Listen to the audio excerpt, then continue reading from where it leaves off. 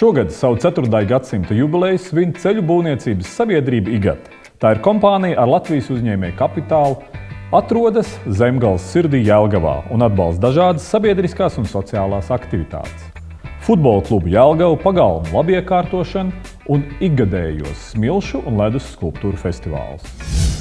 25 gadu atpakaļ ceļu būvs kompāniju IGATE aizsāka mans tēvs. Aizsāka kā ļoti mazu iecirknīti, kas lokalizējās Jelgavas novadā Vilces pagastā.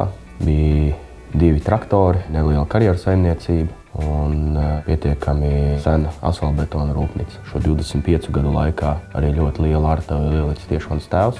Uzskatu arī, ka šobrīd tēvs ir pelnītajā pensijā, bet arī skatoties no malas, kad arī var lepoties ar to, ko arī esam mēs jaunie sasnieguši. Patreizējā IGATES vadība Māris Pēlāns un Madars Radžilis 2017. gadā varēs svinēt savu kompānijas vadīšanas 10 gadu jubileju. Bet 2015. gads ir bijis ceļbūvniecības sabiedrībai IGATE apgrozījuma rekordgads. Ir vērts atzīmēt arī faktu, ka jau tagad janvārī ir skaidrs, ka darbu pietiek vairākiem mēnešiem uz priekšu. Ir gana daudz jau pārējoši objekti Latvijas valsts ceļos. Kā 2 varu pieminēt, ir Rīga, Liepāja un Vecumnieki Nerata ceļš. Ir uzsākti un šī gadā arī jāpabeidz Latvijas valsts mežu ceļi. Ir arī pārējošais objekts Bauskas novadā, arī ir Latvijas-Krievijas pierobežas projekts. Noteikti jāatzīmē paveiktais Jelgavā.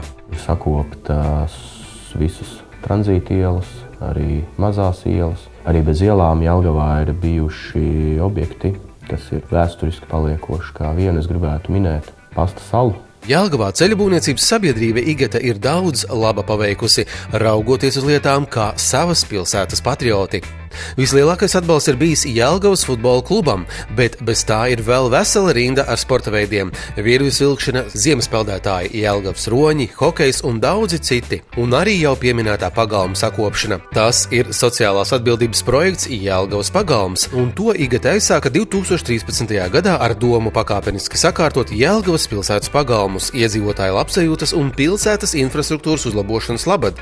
Šī iniciatīva nav saistīta ar pašvaldību, un tajā netiek izmantota nodokļu maksātāja nauda, un šīs iniciatīvas rezultātā ir tapuši jauni bērnu rotaļu laukumi, smilšu kastes ar pārsegu, futbola laukumi, cēliņi, pagalmu soliņi un daudz kas cits. Savukārt pirms vairākiem gadiem IGATES atbalstītais smilšu skulptūru festivāls ir izveidojies par stabilu tradīciju ar starptautisku vērienu. Ceļbūvniecības sabiedrība IGATE vienmēr nāk talkā gan ar tehniskiem padomiem, gan ar atbalstu, kā arī tehniskiem risinājumiem. Šī brīdī top festivāla vēsturē garākais slitkalniņš, kuru būvē IGATE čaklie strādnieki.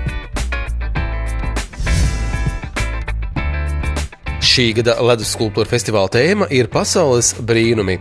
Šis festivāls pēc kārtas jau būs 18.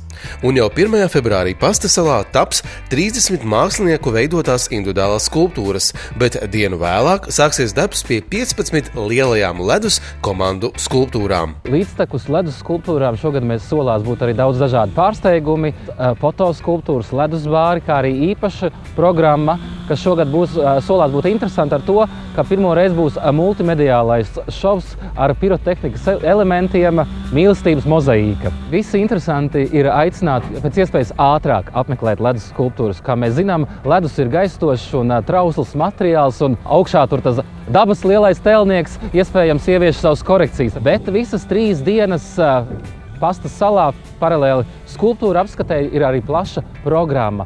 Jau no piektdienas 18:00 parks ir atvērts katru dienu līdz pat 23. Savukārt sestdien, svētdien jau no 10. rītā parks atvērts, kad ir paredzēta programma pašiem mazākajiem festivāla apmeklētājiem, kad darbosies slitkalniņi, būs rotaļu uzvedumi un koncertu programmas ar lielajām maskām. Savukārt uzreiz pēc atklāšanas, kad mēs noskaidrosim, kurš tad šī gada festivāla uzvarētājs, būs Jelgavnieka Gundara Lintiņa jubilejas koncerts. Līdz pat 4. februārim ir īpaši draudzīgas cenas uz festivāla biļešu iepriekš pārdošanu. Biļetes var iegādāties biļešu paradīzes kasēs.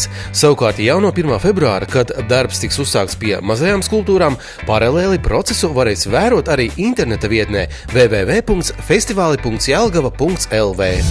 Jelgavas reģionālais turisma centrs 18. starptautiskā ledus skulptūra festivāla laikā aicina iepazīt pilsētu, dodoties bezmaksas izbraukumā ar autobusu.